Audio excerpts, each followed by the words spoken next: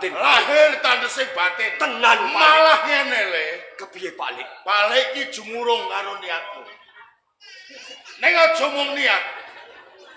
Ucap, niat lan laku kuwi kudu mlaku bareng. Kudu nyawiji Pak Lek. Bareng.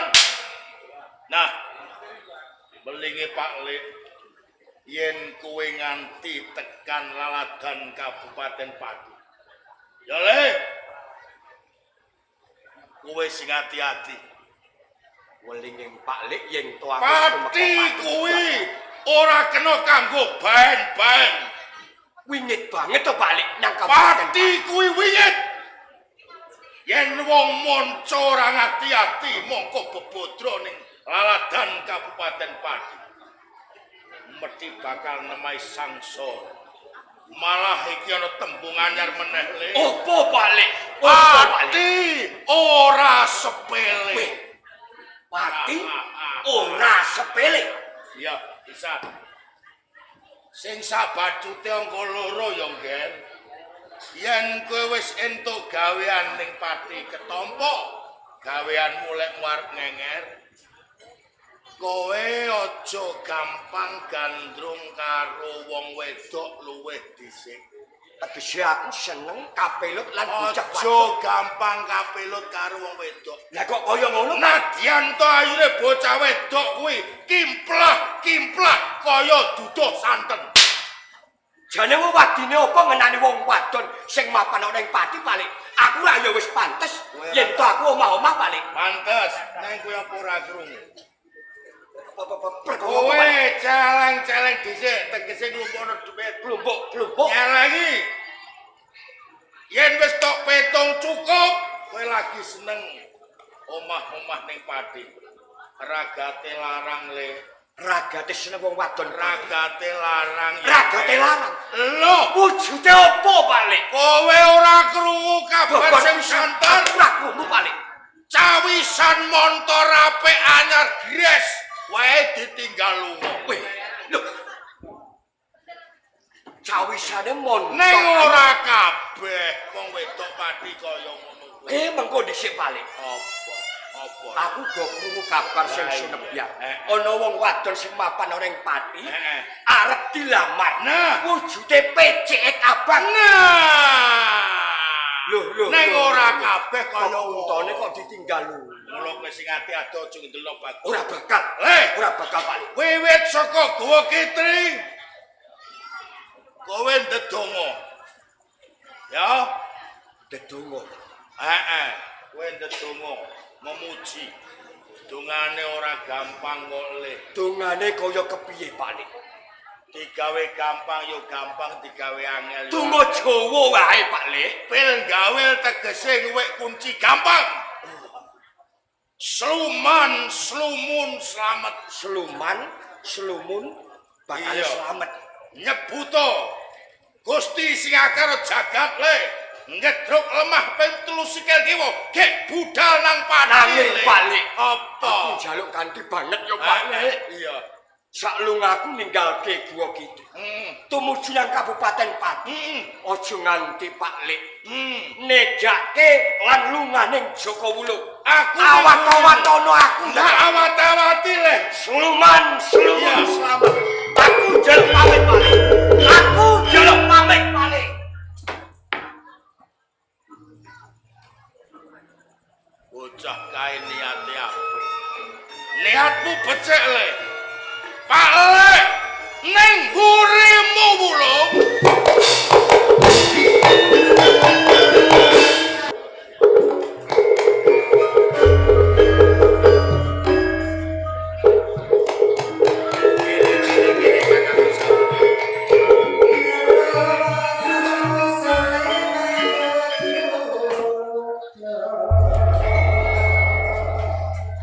Selamat tekamu. Wilujeng dekantuk anugrahane Gusti.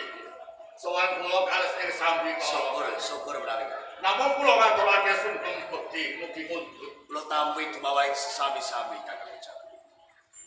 Semunipun wonten nikat. Pancen wonten kawigatosan. Mila kula ngantos minggah wonten ing Penjapi Agung Kanthi. Namung kemawon kula badhe nuntut hak kula. Perkawis bumi mutian wonten ing Kalyampo panjenengan Jabel. Saniki mila kula badhe nuwun pirsa dhateng panjenengan.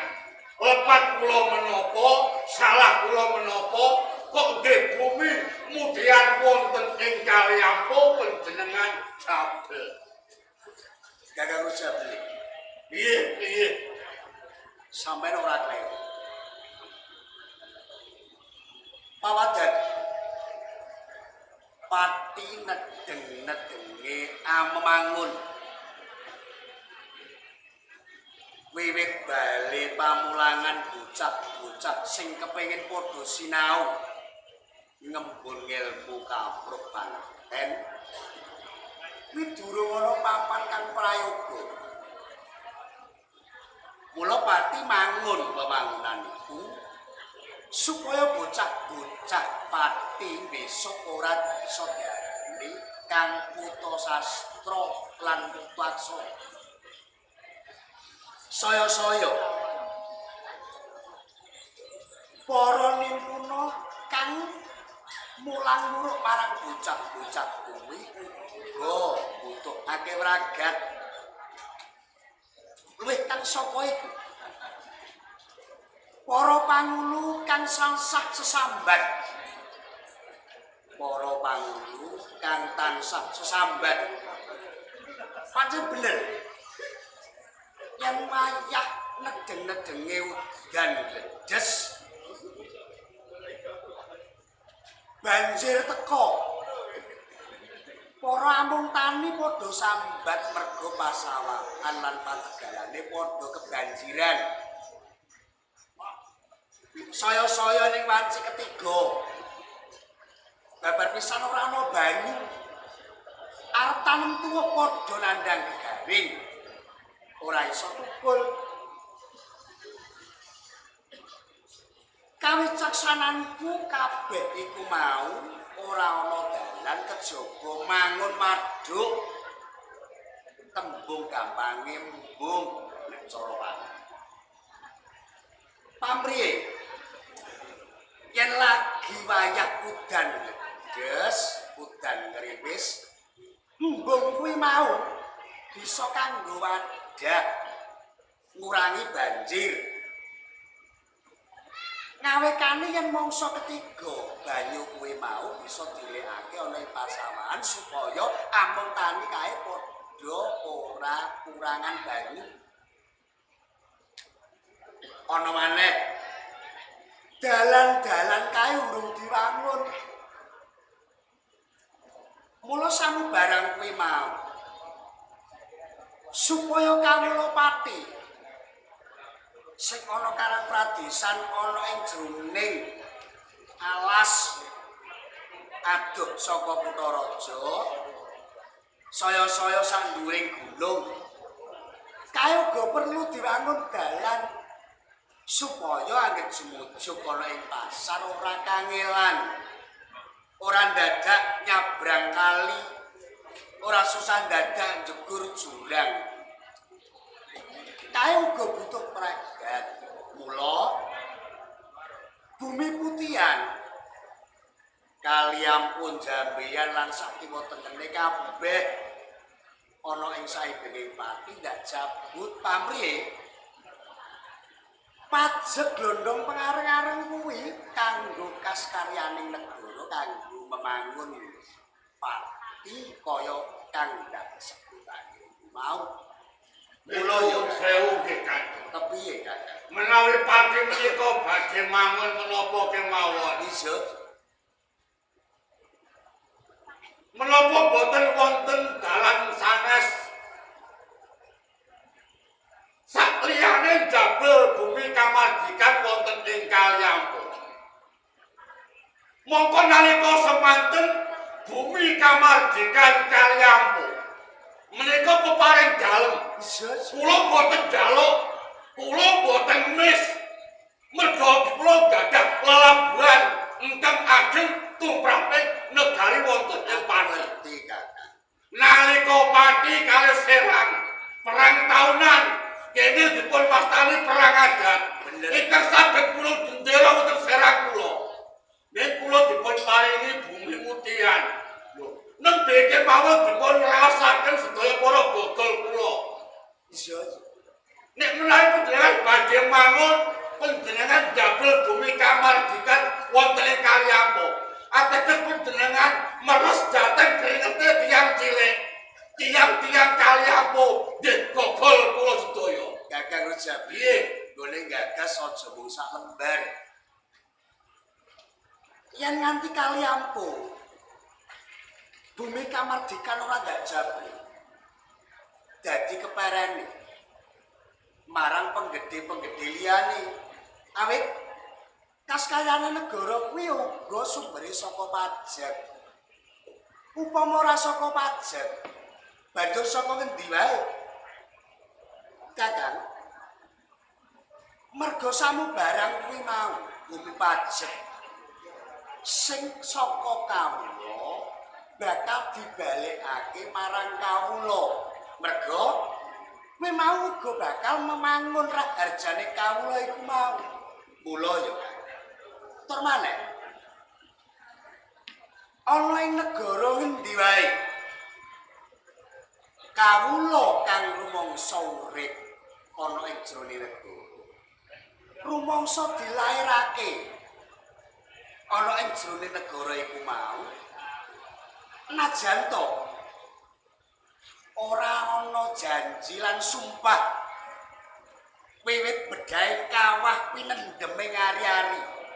Wis dadi tetaline urip yen labet negara kelabi bumi wutak gede bumi pertiwine kuwi wis lumrah. Yen ana Pati nalika semono perang karo Serang merga bumi kendeng pancen ora ndak selaki cancut tali wandane padha sekut gemregote para gemudi ana ing jroning Pati sing andayani kekuatane kawula mula Pati bisa mimpang lan Serang. Wira ya wis trep. Mergo dheweke rumangsa dadi kawula diuripi negara. Dadi niki pun kumathok bilih bumi mutian wonten Kalyapo panjenengan jabel. Iya tak jabel. Niki andene tak rasake. Wong dhuwuran iki ilate belunyu. Omonge go pinter. Nalika semono lagi nyalon bae. Cegak karo wong cilik, cegak karo wong isoran. Malah janji-janji. Soalnya aku dadi bakal tak gaweke ngene, bakal tak toto dalan. Nek ndententene perkara bumi mutiane kok yo dijabel. Nganti ngomonge lambene gemuruh. Ente-entene mblek kedus. Ngomonge bupati ora kena dipercaya. Esok tempe sore dele. Esok warung sore pasar. Ngomong sampean iku. Boten gathuk nek sampean juga ngaku ngaten. Kula boten trimo. Yen sampeyan ora trimo arep apa? Tolong Pati. Tawani karo. Nek pancen bumi kamardikan Kalyapo kepeksa dijabel. Selawase Pati ora bakal tentrem.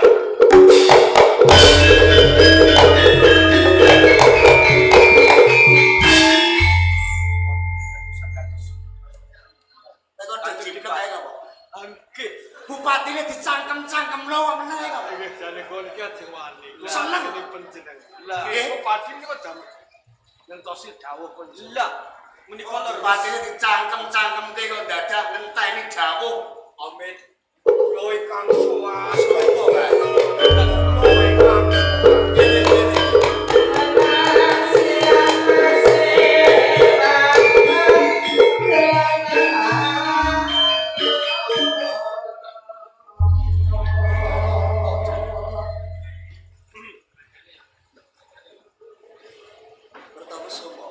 paring dawuh katimbangan. Coba perbalan sapa kae lan pamrih opo? Ngestoaken Gus, ucap Gus. Oh inggih kula. Kumulancang wani nyak sageng para nayaka praja lan Sentana. Kang sebo ngabyantarane pendhapa Kadipaten Pati. Titik sandang penganggomu kowe beda kalawan kawula ning Kadipaten. Jenengmu sapa lan kowe bocah saka Kepareng matur kanjeng. ora usah wedi. Kula Joko Wulo. Nggih, kula ajre Joko Wulo. Kula Joko Wulo tiyang saking Serang. Kowe bocah saka Serang. Inggih, Pak. Kira Kowe beda kawula Pati iki bocah saka Serang. Yo niat sediamu munggah ning pendhapa Kabupaten Pati.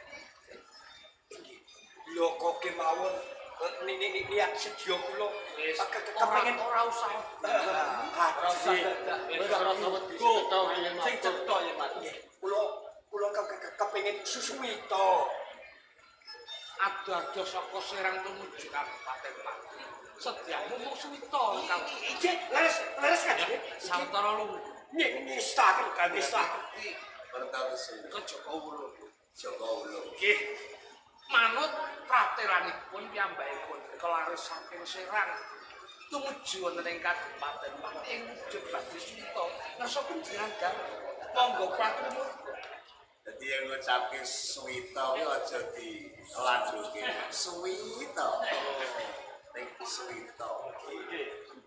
Bener Joko Wulung. Inggih, kanjeng. Ing atase kowe kawula Serang. Kok kepengin suwita ana ing Kadipaten Pati. Siji pamrihmu apa?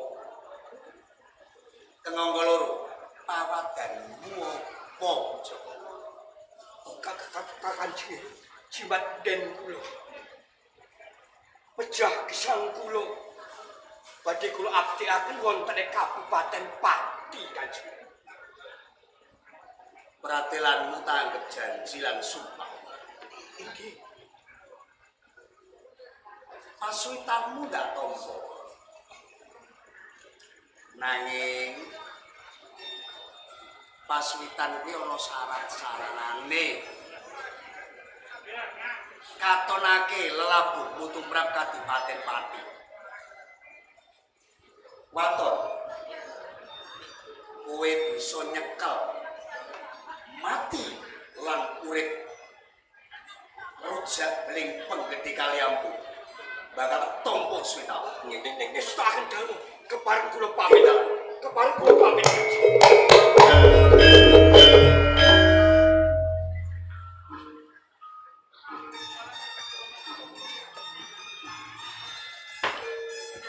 mertutsu Paring dawuh paling kami kelebur suki Dawuh Kanjeng. nom-noman kae saka Serang Dikoleres mongko musuh aja nganti ana apa-apane ing mengkuri mamanu ono yen ado cecak ono yen cecak doon kabeh kang ditindakake sira kabeh matur Pasakan dawuh Bapak.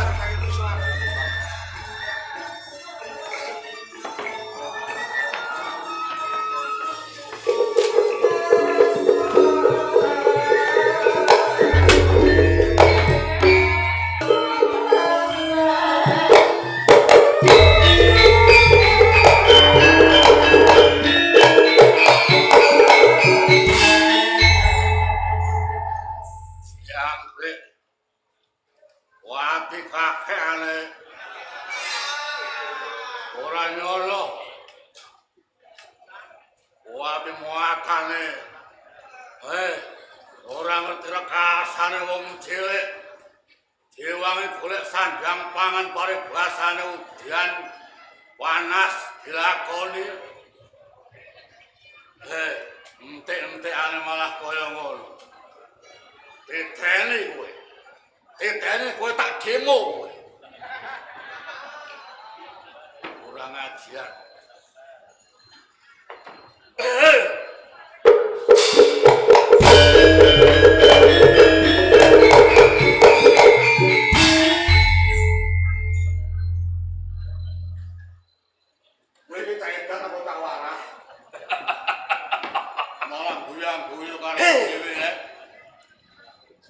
Dadi kowe menungsane saka kaliampu. Kowe sing jenenge rujak beling. Sing wis kumawani. Marang Kanjenge Dipati Mangun Oneng.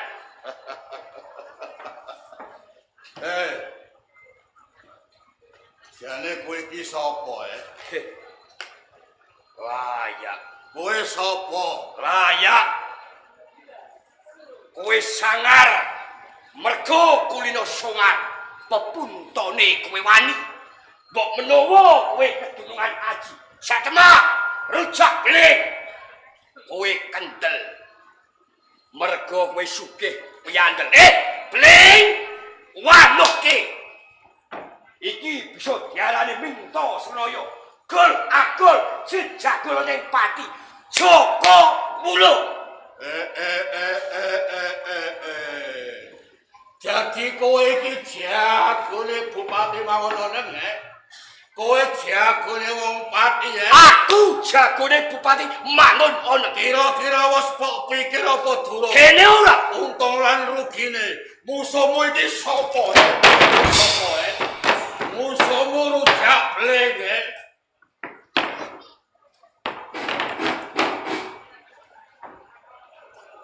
Watene uwek. Mula Rasane pitung uwek.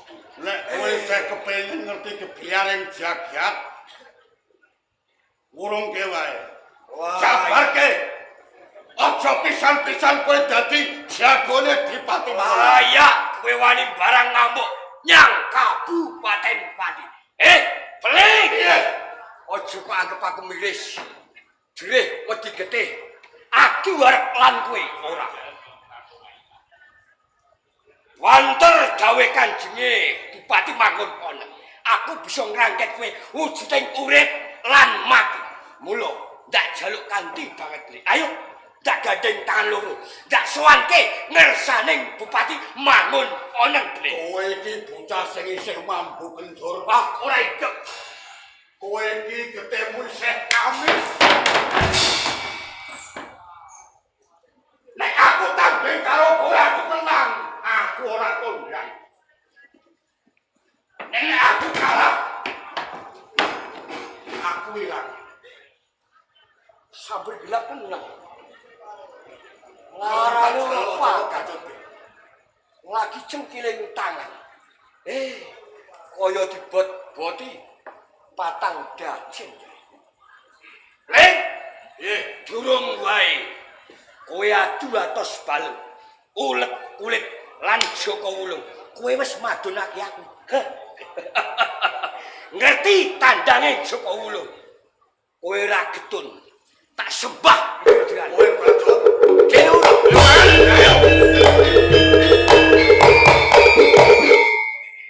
Kandak, perino.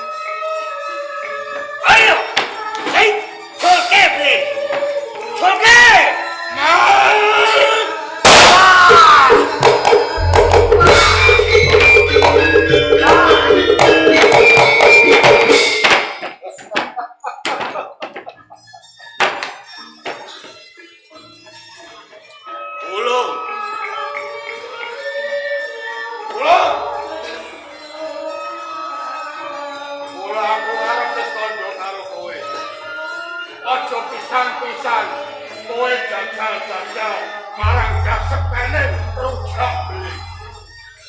Ya kaya ini iki mbuduane. Kowe tomekane pati. Yo ngene ae kowe. Orang kontrol sepiro. Orang kontrol sepiro. Ayo. Ayo nek pancen kowe wis ndek kalungan. Aku bola rujak beling. Iki lho rujak beling. Aku bola.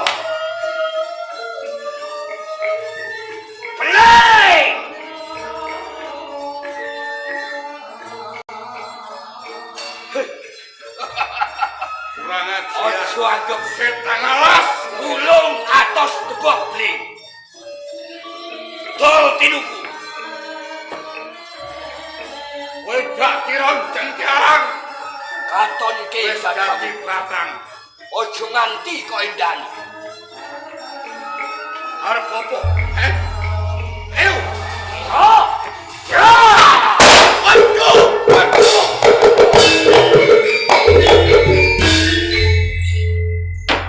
Belai! Mandum!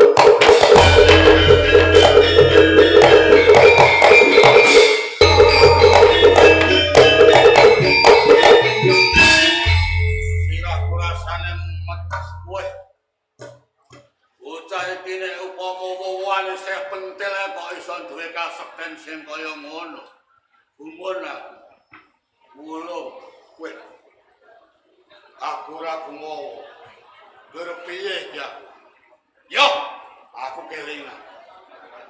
Nalika aku diwejang karo bapak guru. Yen aku tanding karo wong tak tampani aji kelakon mati tak sumbari urip meneh. Iki ana syarat lan saranane. Sabet godhong kelor. Belai!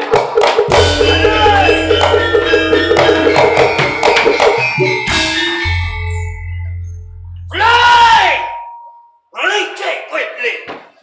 Ojo kaya bocah cilik wingi sore. Dedelian lan jejuritan. Iki sing kowe nganggep remeh atos debok. Aku perlu Joko Wulung. Ayo! Mohon Wulung!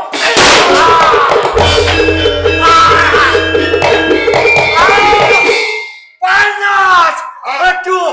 Sirahku! Panas! Biasane godhong kelor. Mula kowe aja songar. Kowe aja kumalungku. Sabet godhong kelor muli mati saknalika.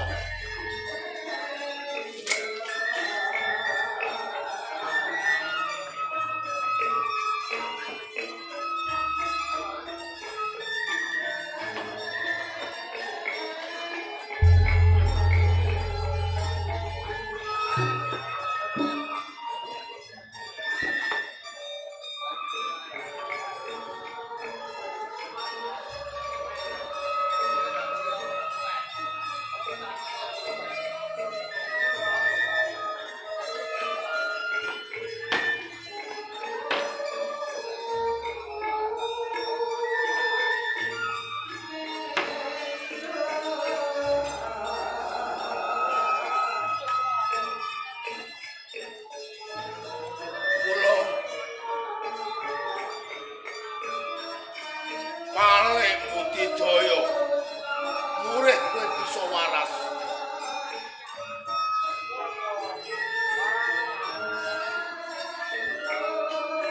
Pupus godhong gedang raja.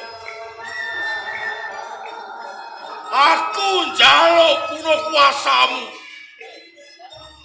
Warasno ponakanku Wulung. Merga saka dayane godhong kelor. Waras! Waras! Waras! Ilang! Untur! Kun! Fayakun! Waras!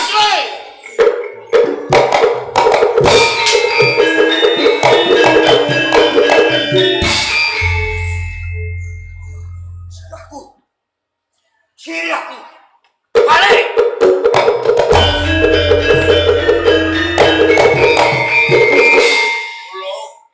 Balik brojo sini. Kowe Kejadian apa balik? apes jayamu. Seblak karo godhong kelor. Rahayune Wulung. Iki mau enggal kapungka. Aku teko ning papan kene banjur aku Budidaya. Ning kiwa tengen kene aku nemokke pupuse godhong gedang rojo. Bos godhong gedang rojo. Eling-eling yo le. Besok yen kowe kepranggul. Lakon sing kaya ngene iki. Yen nganti ana wong sobek mergo saka dani godhong kelon. Tambane le. Yo pupus godhong gedang rojo iki.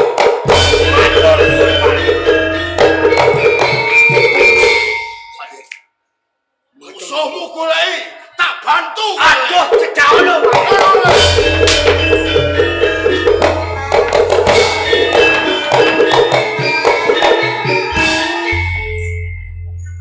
Sian.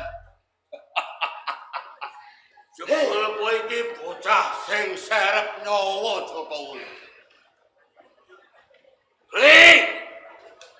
Ning ngarep kowe madunake lan. Takoni. Sawise ngaku kena dayane godhong kelon. Pepuntone. Apes dayane Joko Ulo. Ning jebul dayane godhong le. Ora sepiro. Mergo aku leh tomboran liya pupus gedang rojo. Baleni tembung manut ndak rangket ndak sowanke bupati mangun oneng ora. Aku ora bakal manut. Aja luputke ora tumangka. Ora. Ya. Hei, maju.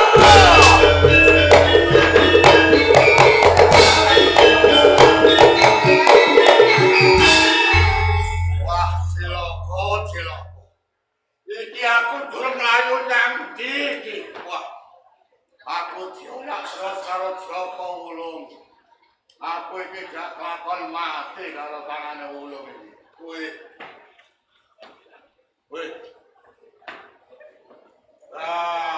Beneran iki.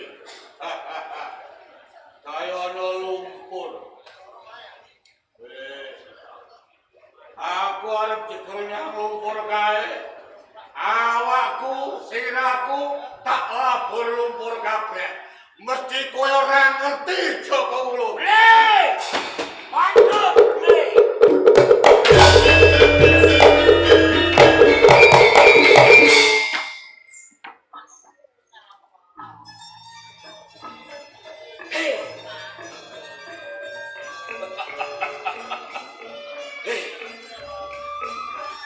cetok. Kowe wis wani marang tatanan oleh Kabupaten Pati. Ning pepuntone Bling. Kowe dhewe wedi getih. Pamrih kowe bisa wae. Saka cengkramaning Joko Ulo. Kowe sesingitan ana ing jroning lumpur. Awakmu kok labur lumpur, Bling. Bling. Sing tekan sing pas. Dudu jeneng menungso. Ning kewan kebo kanggo bajine lumpur. Yen to ora sumingkir saka lumpur, aja takok Joko Ulo. Yo!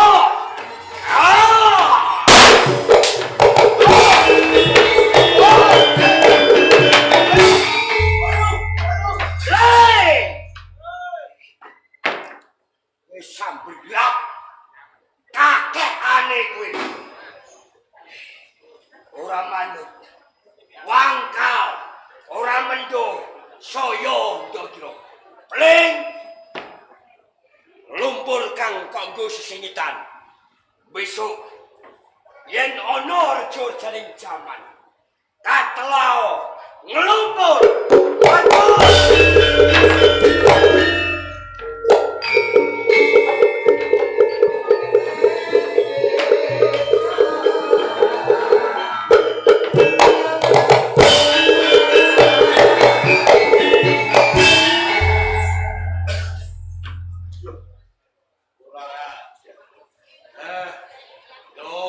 Aku jebule lumpuran awakku tak labur lumpur. Ireng kabeh ngene kok iso ngerti kae. Udah diantre. Aku nang ndi? Kok bingung. Yono rakitan. Rakitan iki bakal tak gunakake. Monggo tak pikul aku lewo-lewo dadi wong tani.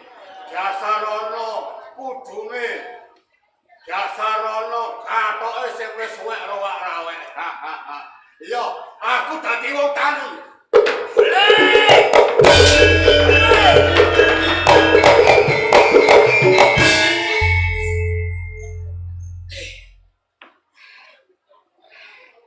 Gos-gosan. Lewiran keringetku metu saka sela-selane iku. Bot-bote aku pengen nyekel kowe wujuding urip beling. Ning jebul kowe wae. Beling, aja kok kira kasamaran panyawang. Najan to kowe singitan. Sakburining prakitan kae. Ning wong-wong kang padha olah tetanen kae beda lan wong siji kae katon nyolowat. Aku weruh kowe member aja lupute gagak mulu.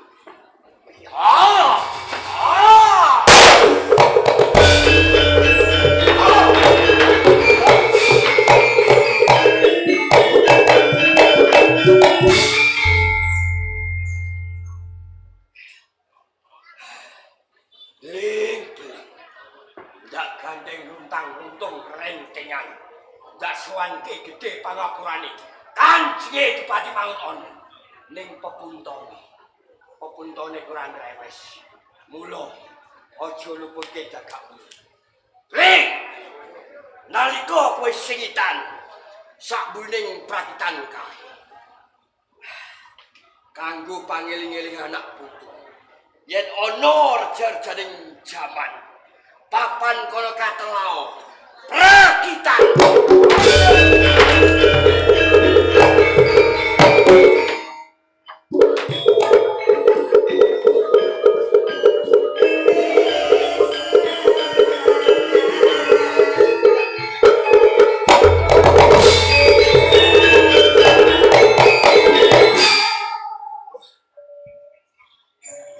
Nanti aku waktu ayu. Aku kakungkan. Aku berdosan. Kalau aku rancet, iki ati ora ana banyu. Wah, iki cilaka tenan. Aku iki ndak yo kelakuan mati apa piye iki. Wih. Iki ketoke kok supete lemu-lemah tos. Jajalan lemah iki tak keduke jake. Wis ora ana kayu-kayu yo ora ana. Tak keduke nganggo tangan.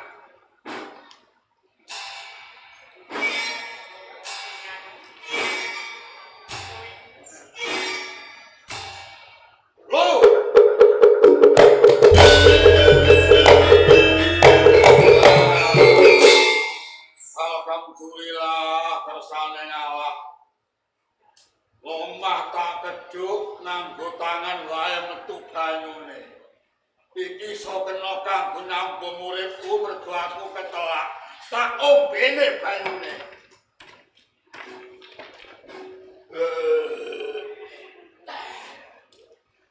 Segere yo.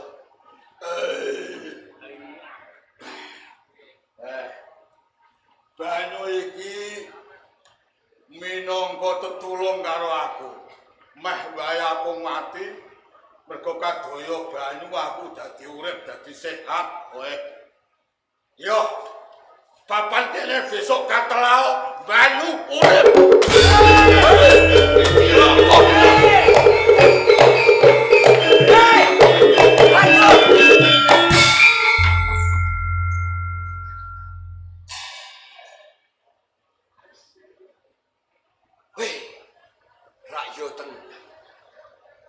Atas sing penggede saka kaliyan bisa diarani ora jamak lumrahing menungso kasedhik mergo duweni kaluwihan atas menungso lumrah duduk lemah nganggo tangan pepuntone lemah iki metu banyu.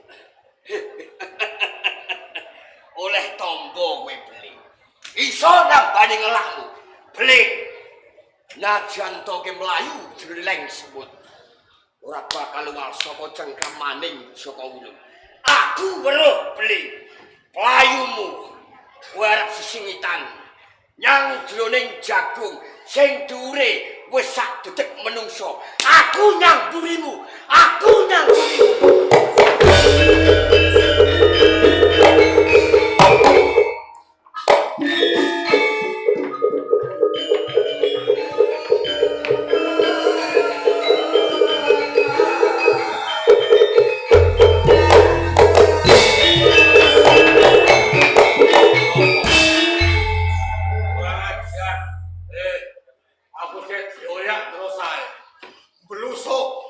Blusuk ning tanduran jagung kae.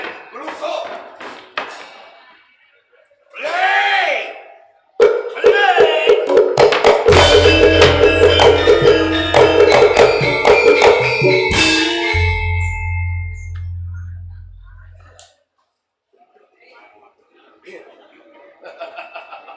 Nyandung diliwet galeng. Nipo tangi kayu. Rujak beli. Rayo bener. Jebul playumu. Arep sesengitan jroning jagung. Sing dedeke sak menungso. Aja nganti kowe ngluputke Jaka Wulung. Yen to jagung kae bakal kobar saka dayaning ajining Jaka Wulung. Mati kowe beli. Yo!